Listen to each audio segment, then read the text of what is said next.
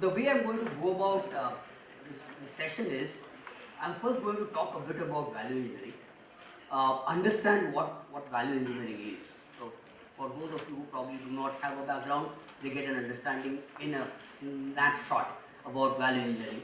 At the same time, I will then try to go down to TRIZ and also try to talk about a bit about TRIZ. Of course, I'll not get into details about any introductions on TRIZ and so on, but I will try to put forward the elements which were relevant in value engineering versus the elements which are really very relevant in TRIZ. And then I'll share how this synergization can happen through a case study. And interestingly, it's a case study where Simon and his team had already worked on. So I'll be sharing that case study, and if you're willing, if you wish, you might even see the actual product which was developed as a result of which is there. It will be with Simon. I didn't bring it because I didn't want you to get lost without here. So that's how I'm going to space the entire flow across. And as I go forward, feel free in asking questions as we go forward. I don't want it to be like I go on and then I have a set of questions that goes forward. So it makes things more interactive, especially after in the post-lunch session. Okay, I just pulled out kind of a definition of value engineering. Might not be precise, might not be perfect, but this is the overall summary of what you can say value engineering is all about. Where it says it is an organized study of functions, and I purposely bolded this element functions because value engineering focuses a lot on functions. And incidentally, as we go forward, and since Simon also talked about it in the morning, he talked about function-oriented search. So you start seeing some synergy already happening. How, etc. We'll see those parts which is there to satisfy the user needs. So I think you even understood from Simon and those of you who were a part of the workshop yesterday, where we talked about a concept called main parameters of value. So those of you can already start seeing some synergies of what do you mean by user needs. Of course, with a quality product at the lowest life cycle cost through applied creativity. So that's in a way what you can say value engineering in a summary is all about. The concept of value engineering is very interesting. It's all it says. Value is performance over cost. And it's very interesting because this word value, if you ask me, is one of the most abused words in management and in engineering, etc. everywhere. The reason being it's easiest to say, please give me value. But when you ask people, please define value, you will still find a lot of problems. You go to MBA schools and ask them to define value and they will give you big sentences. But the best one, which thanks to Lawrence Miles, as a part of working with G, when he first came about with the concept of value as a measurement, which said nothing but it's a performance over the cost can be considered as value. So we will just hold this as the definition of value and just go forward. That how does it typically work as a flow? Value engineering fundamentally follows this big roadmap. Now you can club these names, you can have different names and so on. Very similar to, for example, when you take DFSS or you take DMAT, each company will try to create its own acronym.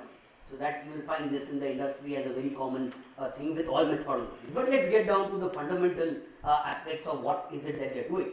The concept is preparation and organization. So it's obviously when you prepare an organization, prepare and organize, the first thing is you will obviously have to start with defining, okay, what is the problem we are trying to work with. So you will obviously start from there. You will prepare what have you done, what exists, what doesn't exist, what have we tried, some details about it. So you will collect the data which is there, which is standard. Use any methodology. It is nothing but we call it as studying the as-is or status quo condition in depth. That's what it is. Post which you might seek some information which is there. So not all information is going to be available immediately. So you would seek some information. If you are working with Six Sigma methodologies, you might say data. If you are working with TRIZ methodologies, you might ask some more information about competition, what's happening, what's not happening, and so on and so forth. Later you get down to the step called function analysis, followed by speculation and creativity, where you do a functions and we do a function and a cost in a table to find out those functions which are the most expensive ones which are there, and then we start thinking creatively about what can we do about those functions, how could we typically come up with some cost reductions out there. Then it gets down to the evaluation which is there. We evaluate it as ideas, solutions, we develop the solutions, present, report out, implement and audit. So it's a standard, a PDCA cycle if you would want to call it as. So that's what value engineering does principally, in which the most important tool which is critical is the function analysis phase, where value engineering fundamentally works on the fast diagram in a big way, where the whole concept of value engineering is nothing but express functions in the verb noun model. If you go a bit more deeper, they will even say the verb should be a passive verb, which is there. So be very specific about your verb, so on and so forth. Once you have your verb noun model, it's nothing but try to go down in this direction, where you start getting down to how are we going to achieve it. And if you start going on this direction, it should give an answer about why are we getting about. I have it with the ISBN number, so you can definitely pull it down. It's an excellent book because it explains to you the complete steps of how you do a value analysis teardown, and including templates that you can utilize. One of the templates is the one which I just picked up out here for explanation, which says simple: if these are the components which were there, there's an eraser, a metal band, lead, body paint, these were typically the functions that were identified: remove marks, secure the eraser, improve the appearance, make marks, transmit force, and so on. And what you see here is the eraser cost is so much, the next one, the metal band cost is so much, and what you see besides it is, as a part of the total, how much cost of it is attributed to that function. So what you see is nothing but a percentage breakdown as a cost of the part of the total. And principally value analysis, after having done this, we do nothing but we try to look at, okay, where is it that the maximum value is typically spent. So when we start looking at it very typically as a total, we start seeing over here 27% of it is typically going in transmit force, then we might go 37% of it is going in maybe display and information, and so on and so forth. And then based on that we challenge and come up with some key elements. What can we do to reduce the cost over here? What can we do to improve the value over here? So that's typically the methodology that is used. And then the speculation phase is nothing but use creative thinking. There are no rules, no limits, standard brainstorming. Every person's ideas are welcome. The more they are, the better it is. Forget the scope, speculate on the function which is there. Don't let regulations or people control your thinking. If you don't look for the second right answer, you won't find it. Eliminate, simplify, modify, combine alternatives. So some of them might remember this as scamper, which is nothing but substitute, combine, adapt, put to other use, and so on. So the concept is it's all associated with getting ideas, think about it, it's about change, use good human relations, because the simple reason is working with teams. If you ask me, this is very important that we all should know, is number one, no tools, none, no tools. Let it be TRIZ, let it be Six Sigma, let it be EFSS, let it be value engineering, take any goddamn tool on earth. Tools don't solve problems. Human beings solve problems. Please remember this as key thing in your mind. Tools are only enablers. So whenever I hear stories from people, I tried this tool, it didn't work. I said, I'm sorry.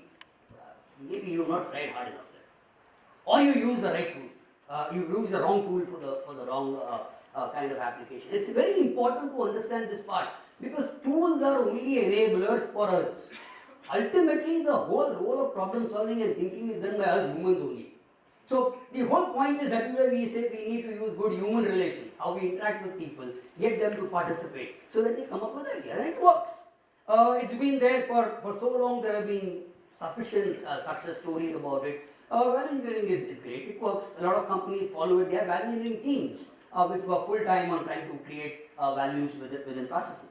Now, having understood this part of it, and if you notice, I purposely chose the most important element in value engineering, which is associated with functions. So I'm going to go ahead when I talk about TRIZ, obviously spend some time associated with functions. So when we get down to TRIZ, number one, I just want to share with you, and again this is not a standard a roadmap of application of TRIZ, but it is more, as you notice over here, a Gen 3 is a roadmap of application. However, other roadmap, for example, Valerie would have a roadmap very similar to this with his own names we given, but they are not different. But the Gen 3 roadmap, I am utilizing that, which is there, which fundamentally talks about, number one, take any problem you work with. It fundamentally follows 3 stages. First problem is problem identification. Second step is where we learn to solve the problem. And third step is where we substantiate the concepts. You take any method, let it be brainstorming also. To start your brainstorming exercise, you first have to start with for what problem are you going to brainstorm. Whether you take lean thinking which is there also, you first have to start with what is the problem identification you are starting with, based from which you can go down to problem solving as a journey, based on which then you get down to concepts. So it's a very simple structure. So this is a very good representation which actually tells us that it's important to look at there are various tools that can be applied within each journey of it. And these are 3 tools that have been represented out here. For example, tools like feature transfer, S-curve analysis. Those of you who attended yesterday learnt about one of the tools of S-curve analysis in trying to understand how S-curves can help us in strategic decisions associated with trying to work on projects which is there. Something called as innovation benchmarking, where we learn to benchmark systematically to identify what projects can be worked with so that we can do some feature transfer. In other words, transfer solutions from one domain to the other, which is there. And we can have tools like function analysis, flow analysis, cause effect change, evolutionary trend streaming, and so on, of which I purposely made functions because I'm going to specifically talk about that in a very short manner, for the simple reason it's direct connection to value. Then there are TRIZ tools which are associated with solving the problem, which often in creative thinking is just about think creatively, use Camper, use different methods which are there. Your TRIZ has got a set of specific tools that you can apply in trying to come up with solutions. And then finally you can go in terms of concept substantiation, where once you have all the ideas which are there, which concepts are going to be more viable, how can we do, what secondary problems could come in them, and so on, how could we resolve them, etc. is typically worked with. Now, having gone through this particular part, let me get back to this concept of a function and just pull out one slide out from the definition of a function part from a TRIZ perspective. And I'm going to give a very simple example. For example, imagine I have a wall clock over here put up, right? There's a wall clock put up. And if I were to ask you, what is the function that the wall clock does? Yes? Tell the time. Very commonly, it shows me the time, right? However, when we try using this concept from a TRIZ perspective, TRIZ fundamentally says for a function to be true, the following 3 conditions should be met. Number 1, both function carrier and recipient have to be components. I'm not going to get into details exactly on component, but for a simplicity, just imagine a component the way we normally think of a component. But definition wise, a component is nothing but it could be a substance or a field or a combination of a substance and a field, but I'm not getting into that. Just think of it like a simple component that the way we relate it to in common language. Now, are there 2 components? Yes, I am a human being, there is a watch, right? It shows me time, fine. Now let's go down. It says rule number 2, it has to interact with the function, the object with the object. And here again, in TRIZ what we mean by interact is direct contact or direct touch. So now, question number 2, does this wall clock touch you? The moment you define wall clock does not touch me, it means from a TRIZ perspective, it is a wrong function. What is this then? What is the right function then?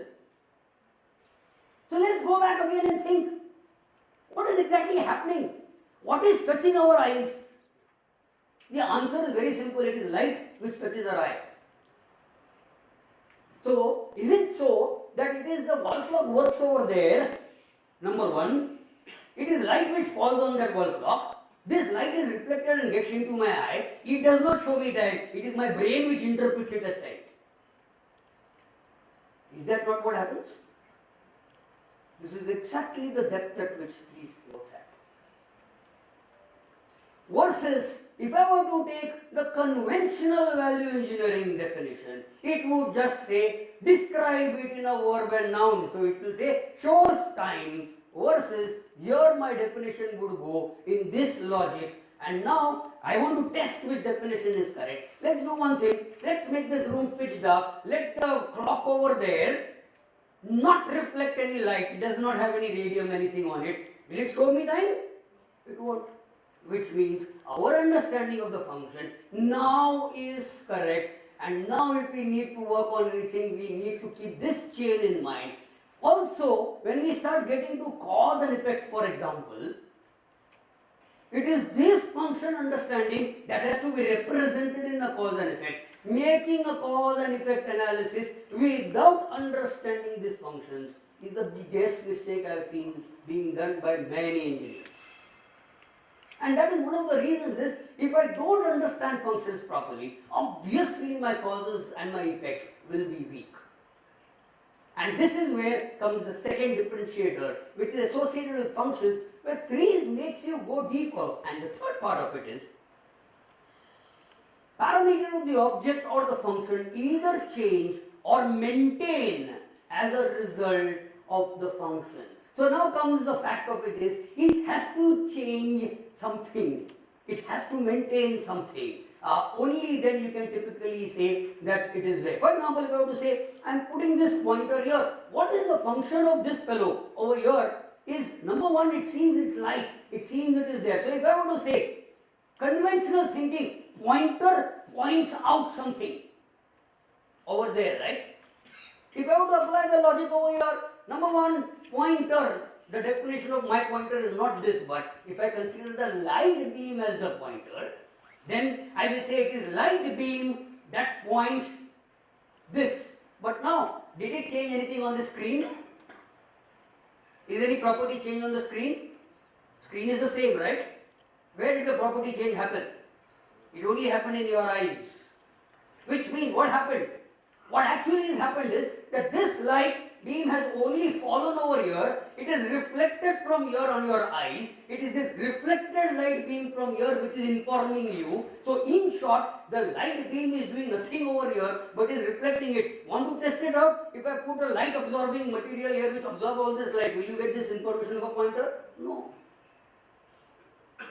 So when we look at it with respect to TRIZ and functions, the understanding of the system goes far more deeper than what we would understand it at a technical level. There's a simple logic that we keep saying. The better you understand the system you are working with, the better you can solve any problems associated with it. If you don't understand it appropriately, you would not be able to understand and work on it at a later stage. Or you could work on it, but you might have flaws in your understanding as you go ahead. So this is typically how function thinking starts going forward. And in TRIZ, we don't only identify functions, but we also go down to identify functions in a concept where some functions are good for you, some functions are bad for you. So we say that not all functions are good. Now it's very interesting. What is good and what is bad can always be interesting. For example, I take this screen. Is this screen good? Yeah, it's good, right? It's reflecting, it's giving you information. Can you tell me one thing bad about the screen? Come on. Because there's another thing in life. There's nothing which comes with not a bad existing. What is bad about the screen? Yeah, it occupies space. Right? So for example, if you start looking at it very interestingly, there can be a functionality itself which can be good, there can be a functionality itself which could be bad. I don't want it to happen. At the same time, there is a type of functionality which is good, but it might be insufficient. Insufficient in the sense is, I would like this functionality to be an X value, but it is less than that X value. For example, we are doing a presentation here, we would like certain kind of information to be given as an X value, but if the quality of information imparted is less than that value, it is an insufficient function.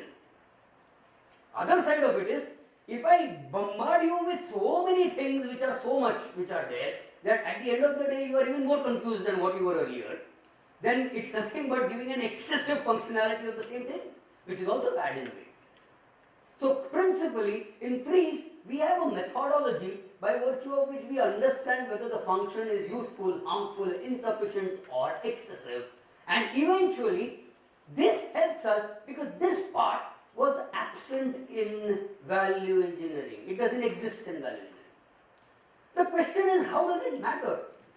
The answer is again, when it goes down, if you look at value, and as I was put over there, value is nothing but functionality delivered over cost, right?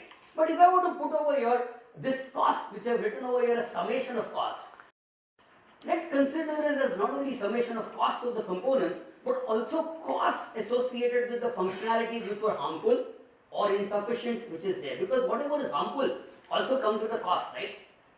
Whatever is insufficient also comes with a cost. So if I were to combine it into an integrated method, I could put this picture up, and these could be, in my engineering system, the various components that could be there in an engineering system which are there. And now, if I were to go down, what is a good design?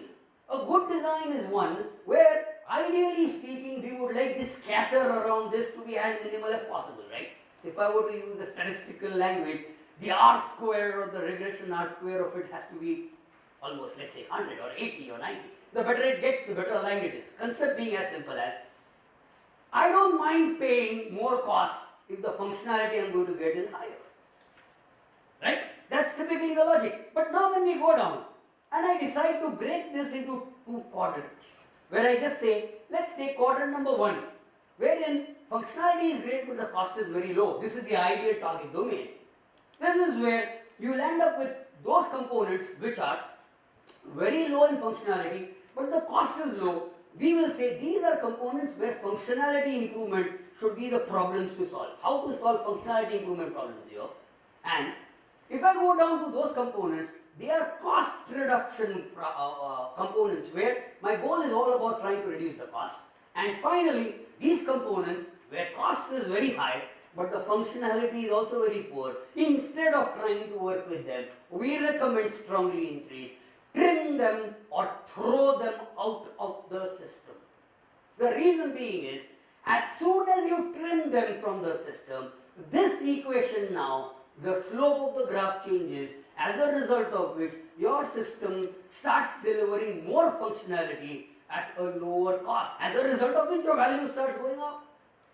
Straight connection with value engineering, but value engineering doesn't have this as a construct which is there. While it has got the computation as I showed you in the table, this part is missing. It doesn't give you these directions about how to do it. Not only that, even when we trim components, there are certain rules within TRIZ which help you to choose how to trim, what to trim, where to delegate the functionality to, and so on.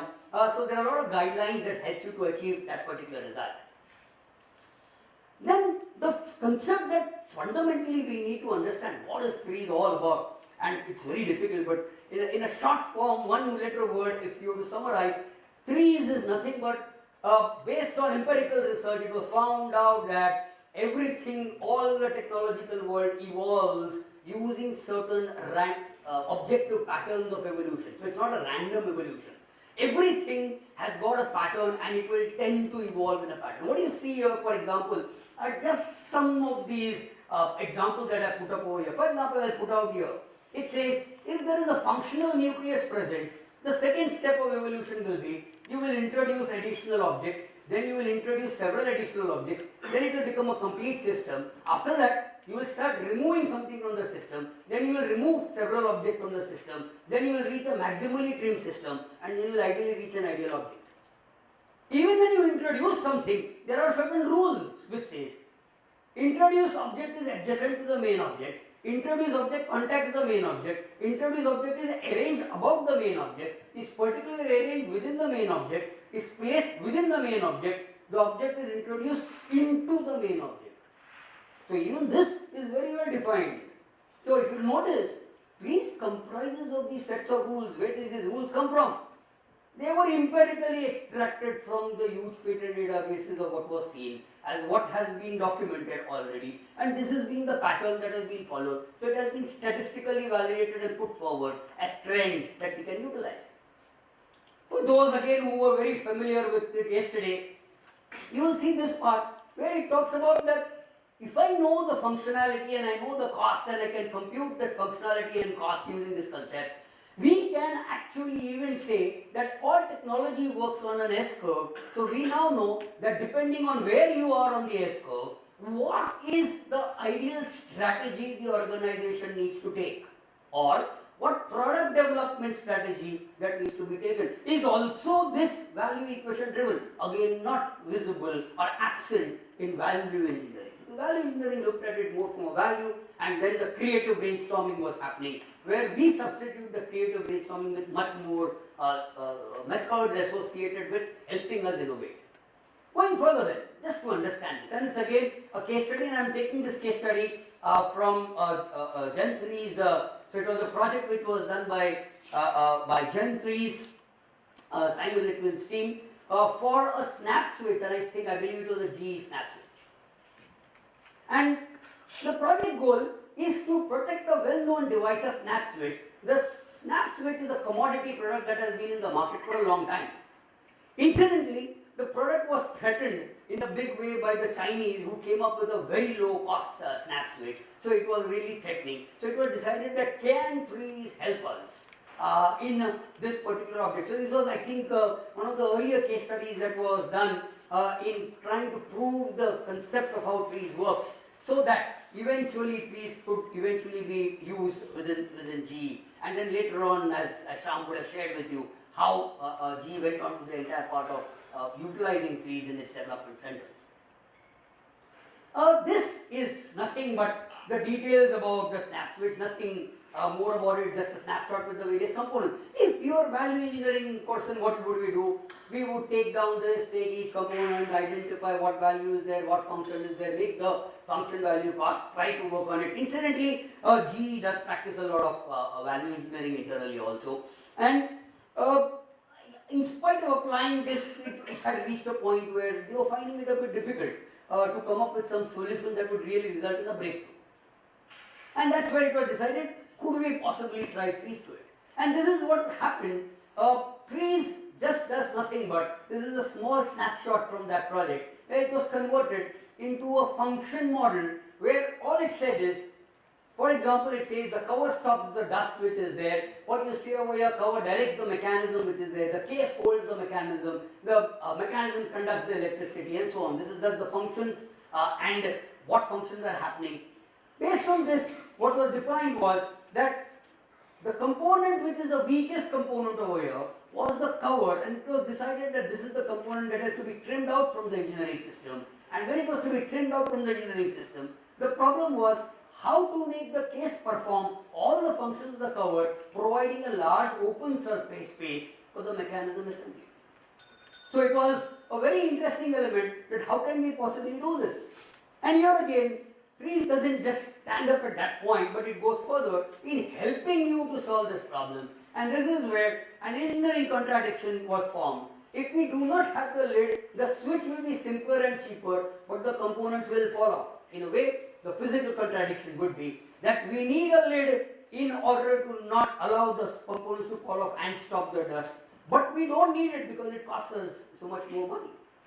Using the principles of TRIZ, some of the recommended principles that came forward from there was segmentation, which said divide the case into parts, nested doll, make one part slide into the other, or transition to another direction.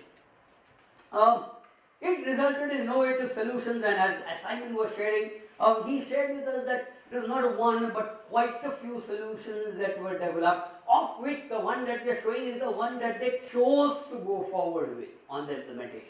So based on this concept, the solution which was developed was, this is the parts which are there, and eventually it is one inside the other, so there is no cover which is there. So it became no cover, it's the same part which was fundamentally utilized. Net impact and result of it was that this was the original design, this is the new design, much smaller, much lesser components. Biggest advantage is no longer two molds, just one mold. The same mold was utilized, which was eventually delivering the thing, and the net impact was a cost reduction of almost 40%. So if you notice over here, the concept associated with TRIZ and functions was very much similar with value engineering, except that Here, the functional diagram has got slight differences from a fast diagram. Next, going further, if you start looking at it, while there are no recommendations as per se in value engineering on what should be the ideal directions to go, TRIZ helps us with the directions that we can pursue associated going forward. Followed by value engineering fundamentally depends on our creativity, brainstorming to generate solutions. TRIZ has a set of well-defined tools, techniques, which could help us in come up with stronger solutions at a faster amount of time. So that's typically where I wanted to share this across. And where can TRIZ then be applied? This is just a quick summary. It could be in product improvement processes, new product development, technology forecasting, intellectual property strategy development, design for recycling and reuse, opportunity assessment, leveraging technology core competence, technology validations, technology evaluations, technology search, failure explorations, eliminations, and even innovation portfolio analysis. So that can be utilized in all possible areas which is there. And with that, I love this quote. It's open for questions, but I really love Altshuler's quote. I think it is small, so I will read it out for people at the back. It says, TRIZ is a theory for thinking, but not instead of. And I firmly believe it's a brilliant quote because I have personally witnessed many people coming sometimes and saying, TRIZ is not helping me solve problems. And I keep saying, sorry sir, you solve problems, TRIZ does not. It is your thinking that is going to work. TRIZ is an aid for you to help you to think. With that, thank you and questions. Oh, that was fast and that's a very informative, Shree. In fact, we see Shree very rare completing possibly on time. That's so ahead of time. In fact, it's minded to be 30 minutes. Oh, so we have approximately 15 to 10 minutes more for Q&A. In case anybody has some questions, please raise them. Oh, okay, and a master. Thank you. I've been always thinking that, well, first you had a value engineering and now you have TRIZ. Sorry for that. Goodbye, value engineering. Well, it's a next test curve, right? Those who know TRIZ and know what I'm talking about. But I don't have a question. Your presentation was great. I have just a little comment. What you wrote here. TRIZ is a theory of thinking, but not instead of thinking. I just have a little comment because probably you don't remember. Original Altshuler wrote not TRIZ, but ARIZ. Yes. Algorithm of inventive problem solving is theory for thinking, and not instead of thinking. You know why? Because there were no word TRIZ till 1969. Right? The first thing that Altshuler was working was ARIZ. He started with developing just a tool, which later converted to a theory. Absolutely. Only comment. Thank you. Thank you. Thanks, Valerie. Okay, thank you, Valerie. Any more questions from the audience? Okay, there I see a hand on that side. Shree, you have compared value engineering and this. The conflict in my mind is, value engineering is always used at a later stage in a development where things are quite clear, and whereas I was thinking that TRIZ helps you to bring out the clarity of the product itself. Okay. So could you clarify on that? Yes. Let's look at it as very rightly put forward by Valerie. TRIZ does not go down only to the element of trying to solve the problem. In fact, I have not shown that slide. I might not have it, but I might probably borrow it from Simon or so and share it. But just to give you a background, originally when TRIZ was formed initially, the goal of TRIZ was initially all about problem solving. So that is why if you look at problem solving, there again it doesn't get down into whether you're solving the right problem. Whether you're solving the right problem was a formulation in TRIZ which happened after some development in TRIZ started happening. So today TRIZ or modern TRIZ does encapsulate a lot of other tools, more than 30 plus tools across that covers the entire landscape. So I personally, because value engineering is associated more often with the element of given a problem, you try to solve it. So I just took that part, that given a problem, how do you solve it? So it becomes an apple to apple comparison. But yes, you're absolutely right, TRIZ does go beyond those boundaries to even define which problem to solve and whether it's the right problem to solve or not. So it does have tools associated with that. Can we have the next question? Shree, I must congratulate you for your excellent presentation. In fact, that was a classical demonstration as to how a teacher should be as good as you teach. Oh, thank you. Okay. My question is, when you discuss the case study of cover, you knocked off the cover and then you reduce the cost also and reduce the size also. Yes. Now, in general, when you do this sort of a thing, I thought that this was an unexpected result. Did you expect this to happen, or it was a pleasant surprise for you? Okay. General guideline when we approach a TRIZ problem is we know nothing about what is the solution. We start with the system, model the functions. There are a set of rules that start putting us on the element that this is the component that needs to be trimmed. There are a set of rules that also help us to derive that what should be the problem statement to be formed for us to come up with a solution. Based on that, we formulate the contradictions, and the contradictions then give us directions which are there.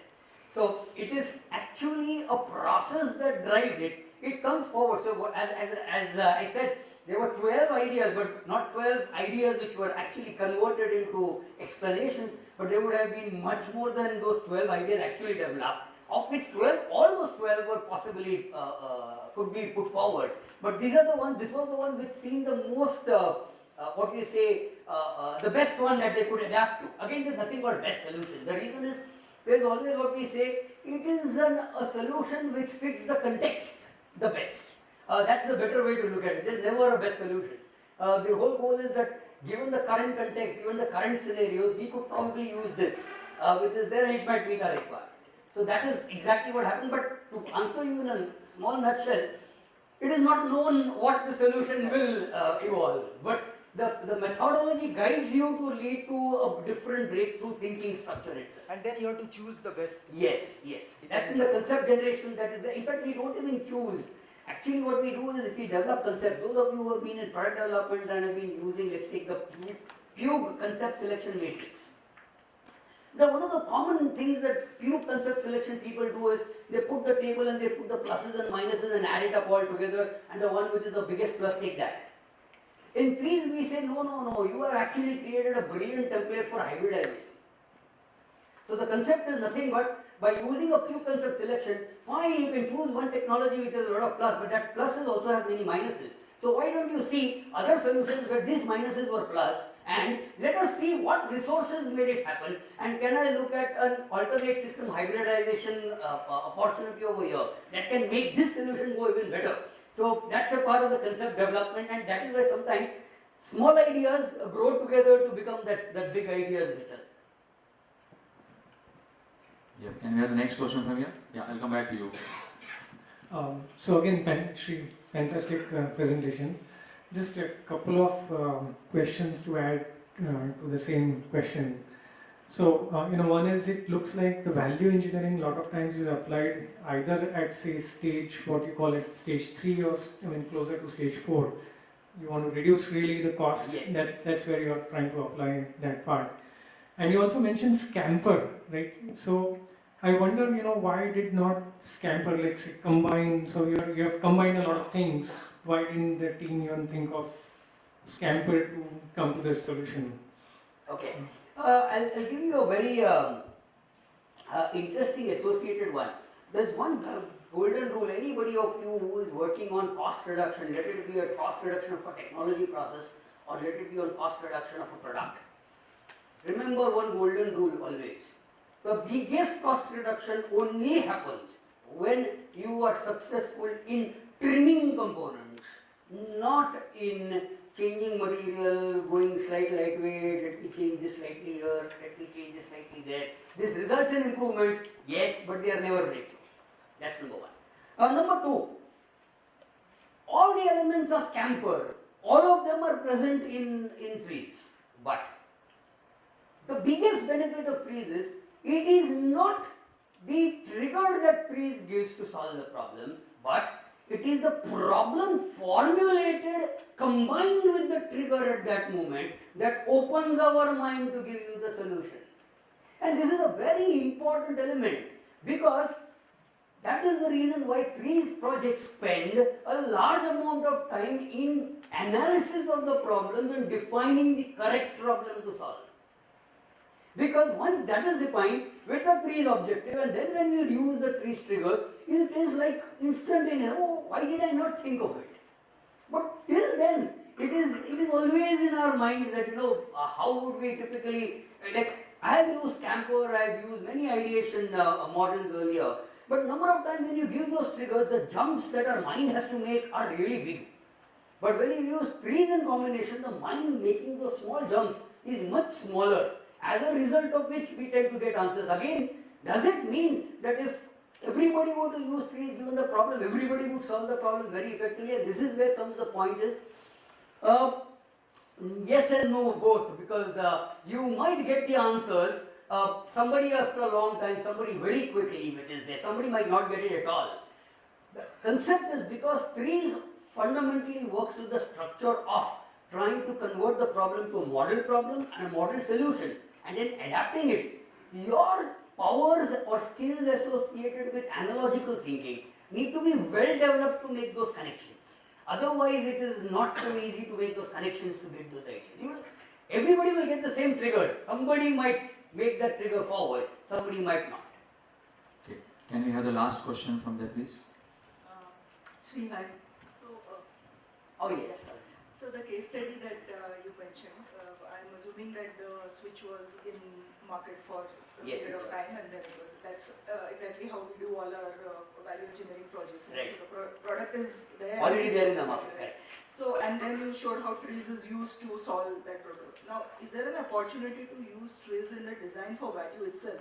So, when you are creating the product, you create it such that you don't need to Yes. revisit it at some point. This is exactly the point which Dr. Simon Laitman talked in the morning when he talked about the main parameter of value and defining what main parameters are and then choosing there. So yes, in fact, but these are tools of trees that did get developed at a later stage. But yes, there are these structures which are available, which is based on a concept called as a voice of the product. Just to give you a very simple element, let's take, we have this pointer right now.